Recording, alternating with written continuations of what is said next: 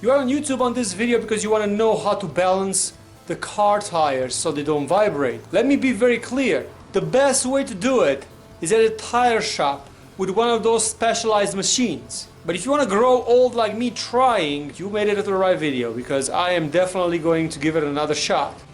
At home, you could get them close enough, but you're never gonna be able to take all the vibrations out of it, and it will drive you nuts. So the best advice that I could give you, just take your car to the tire balancer shop, pay the man $40, $50, whatever he wants. I think Walmart charges $40 for it.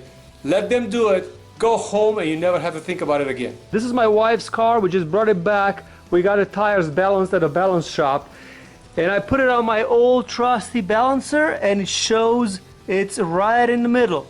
So these tires are balanced. The only problem is that if I turn this part of the balancer, at 90 degrees, this gets off balanced. This is a third tile balancer I'm trying, and it's not accurate.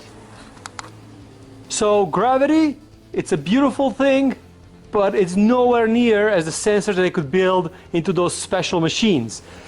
What I'm trying to do right now is trying to calibrate this balancer on this tire that I know it's balanced by the tire shop to be able to get those tires even better than they are right now.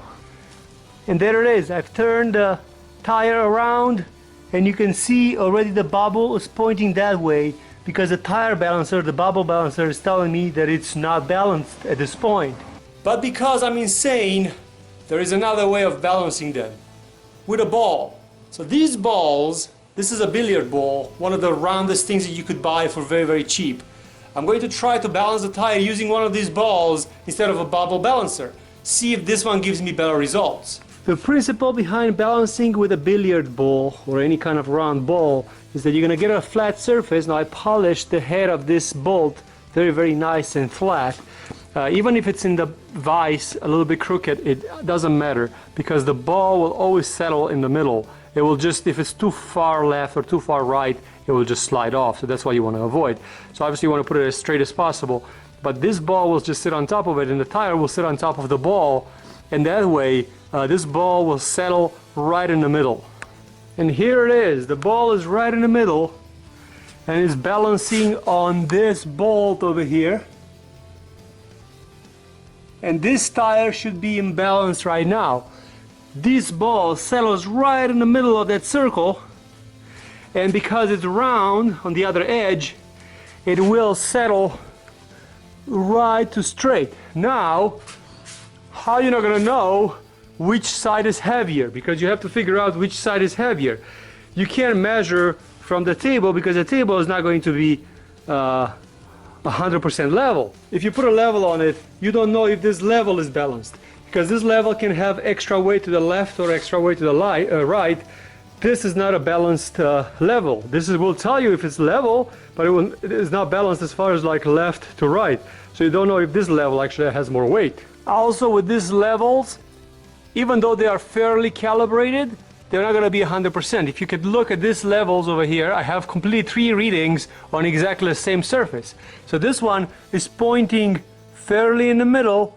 This one is pointing that this part is higher, and this one is pointing that this part is a lot higher. So you can't count on these levels. That's why a bubble leveler never really works. For those that are saying right now, what about a laser leveler? Well, we have one of those. The only problem with a laser leveler is that these have a little bit of a friction inside, so they will never be 100% perfect. These, even though you try to use them, they will never be 100% perfect, and it's kind of like hard to align everything to it. How are you going to align the tire to it to get a reading? And if you're trying to take a reading from here and then another reading from here, it will not be accurate because this doesn't mean that it's level either. So you can't go by that. The only way that you could do it is if you could take a reading over here, turn the tire at 45 degrees, get another reading, turn the tire at 45 degrees, get another reading, do it so and so and so, and make sure that all the readings are the same. If one of the readings is a couple of millimeters higher or lower, that means that that part is higher or heavier, so that what you'll have to do is you'll have to keep balancing it until you get to the right height on all 45 degrees. Is it going to be as good as balancing your tires at the shop with the highly specialized machines? Absolutely not. That's why I'm saying, if you want to play, you could play. If you have a trailer tire, you could play with a trailer tire. If you want to just do it in the middle of nowhere in a car that you don't really care about, yes. But if you just bought a set of brand new tires and you want to have them leveled, I'm afraid you'll just have to pay them in. So here we are. What have I learned today? It is futile to try to make a great job at balancing your tires at home. But you could get them close enough with a little bubble balancer. But they will never be perfect. So these balanced tires, I've spent half of the afternoon taking them off the car that I know that are balanced.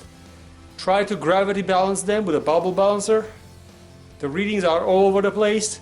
I could get them close enough, but the readings are all over the place. So if you want perfection, just go to a tire shop. Any reputable tire shop will have a machine that even an idiot can operate it, and it will work just fine. Thank you very much for watching this video. I hope I didn't waste your time, but I'll be very, very honest with you. I hate spending the money, but unfortunately, when it's about tire balancing, you just can't do it. So if you're gonna watch a million videos on YouTube, people claiming that they could do it, they're not 100% through. Yes, you could get them close, but you're not gonna be happy.